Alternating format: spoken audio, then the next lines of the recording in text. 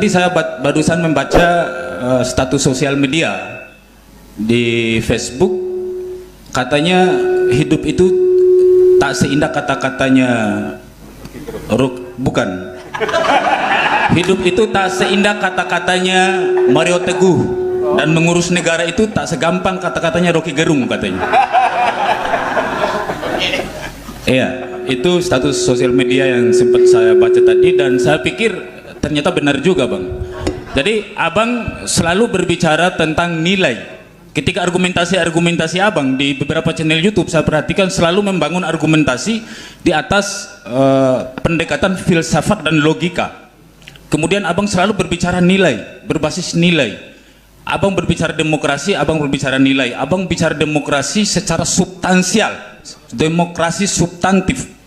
Tetapi abang cenderung tidak melihat bagaimana praktek demokrasi secara prosedural, secara realistis, secara praktis di bawah.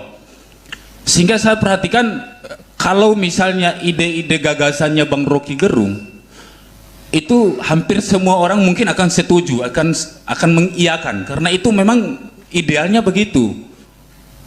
Mengelola negara ya harusnya memang begitu, Bang.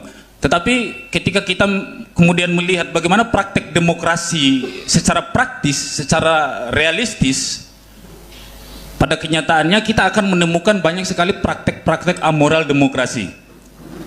Kita akan menemukan bagaimana kemudian demokrasi ini itu orientasinya transaksional dan pragmatis sekali, Bang.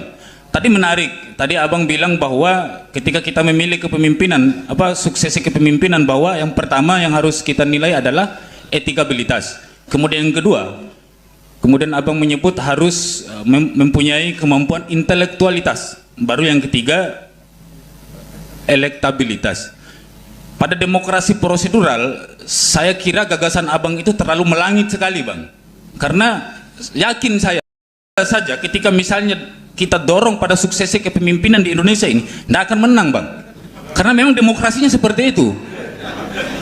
Jadi saya butuh abang ini menjelaskan metodologi apa untuk merubah sistem demokrasi yang sudah terlanjur hancur ini.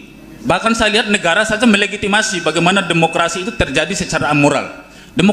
Negara memberikan ruang praktek demokrasi, amoral demokrasi ini. Abang belum pernah saya lihat di beberapa argumentasi abang sepanjang saya menonton, abang memberikan metodologi apa? Kita harus mulai dari mana ini? Apakah kita merubah sistem sehingga mungkin gagasan Rocky Gerung ini jadi 11-12 sama khilafah jadinya? Iya, kalau rubah sistem. Atau ada regulasi-regulasi yang kemudian harus kita rubah, Bang. Jadi mulai dari mana? Sementara dalam suksesi kepemimpinan, calon pemimpin yang mau kita dorong itu lebih awal harus diseleksi oleh partai politik. Transaksional lagi barang ini, Bang. Jadi siapa punya uang, dia maju. Itu yang berlaku di Indonesia. Sehingga apa yang harus kita lakukan? Jadi untuk meruntuhkan oke, terakhir, Bang, saya ingin katakan, kalau saya bisa analogikan ceramah-ceramahnya Bang Rocky Gerung ini kayak abang menjelaskan bahwa garam di Bima ini asin, tapi abang belum pernah merasakan garam itu sendiri. Seperti itu. Jadi abang adalah pemikir, bukan pelaku. Seperti itu. Terima kasih.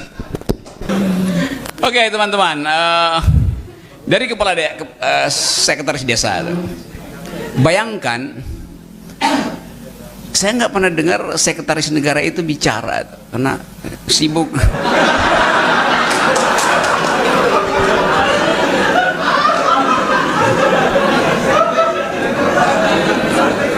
Pak Pratikno. Jadi kalau semua sekretaris desa 20% aja secerdas kamu, nggak ada masalah Indonesia. Kan dia datang dengan satu problem mengkritik saya karena saya terlalu normatif itu. Padahal standar kritik itu memang terhadap norma tertinggi. Sekarang saya mulai balik kritik kamu ya. Sebab kalau kamu bilang bahwa saya terlalu mengangan-angan, oke. Kebalikannya atau dialektikanya harusnya saya membumi kalau begitu. Kalau begitu, kita lupakan yang angan-angan sebagai parameter pengujian, kita pergi pada fakta politik. Politik hanya tumbuh kalau udah amplop. Itu faktanya kan? Maka mari kita bikin poster besar, tempel di desa Anda itu. Kami, desanya namanya apa? Desa Rate. Karate. Drate.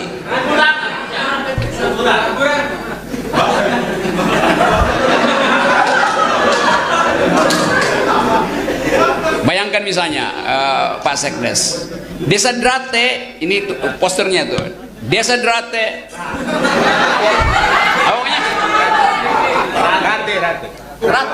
Rade.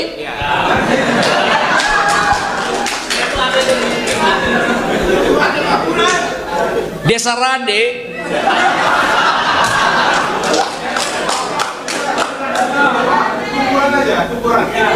Kuburan. Jangan kita kubur pikiran bagus ini. Desa Drade menerima serangan fajar.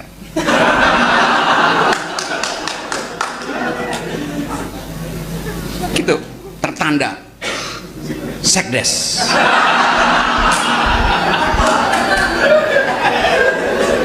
Coba bayangkan itu terjadi, dan semua desa mengikuti pikiran Sekdes Desa Rade. Maka demokrasi betul-betul menjadi kuburan.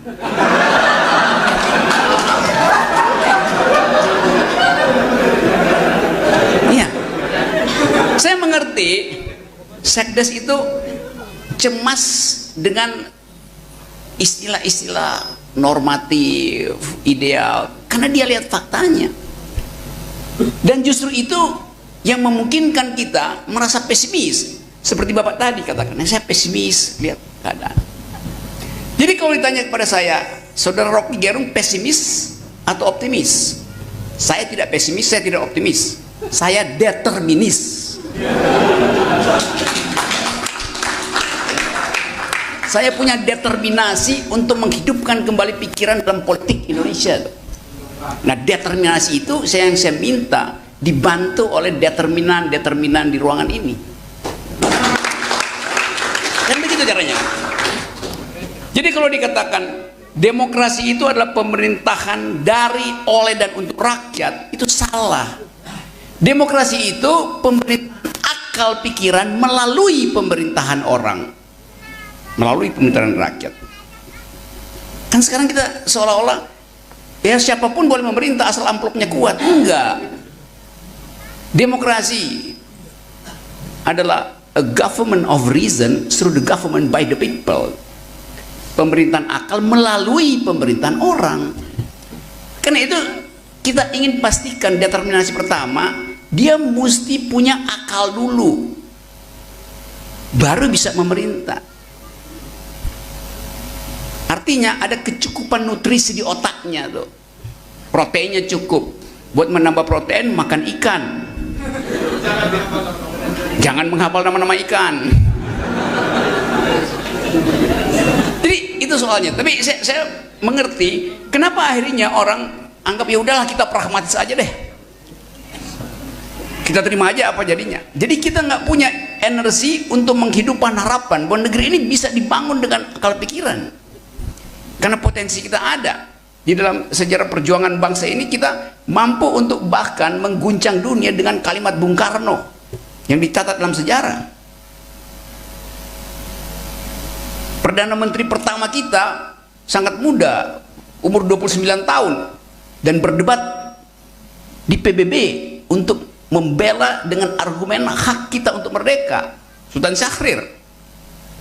Muhammad Nasir dengan fasih menerangkan demokrasi dari Yunani sampai bagian-bagian yang dia temukan di Minangkabau. Muhammad Hatta dengan sangat cerdas menerangkan apa fungsi koperasi bagi bangsa ini. Jadi pemimpin-pemimpin awal kita tumbuh dari tradisi bertengkar dengan pikiran. Nah, pertengkaran pikiran itu yang nggak ada di kita sekarang. Karena disulap oleh big data, seolah-olah big data itu kan Ngapain kita percaya pada big data sesuatu yang nggak pernah kita pertengkarkan gitu kan, dan nggak boleh kita pertengkarkan. Bahkan kita minta bertengkar, Pak Luhut bilang enggak, itu rahasia kita. Lalu bagaimana mempertengkarkan hasil riset kalau itu disebut rahasia? Jadi itu poin pertama, dan yang ingin kita pastikan hari ini bahwa kita memang perlu parameter untuk menguji keadaan real kita. Jadi harapan hanya bisa kalau kita maksimalkan abstraksi kita bahwa kita bisa mencapai itu kalau bagian-bagian yang tadi memperburuk demokrasi kita hilangkan. Itu. Jadi dimensi pertama adalah keyakinan kita bahwa kita bisa melakukan perubahan itu.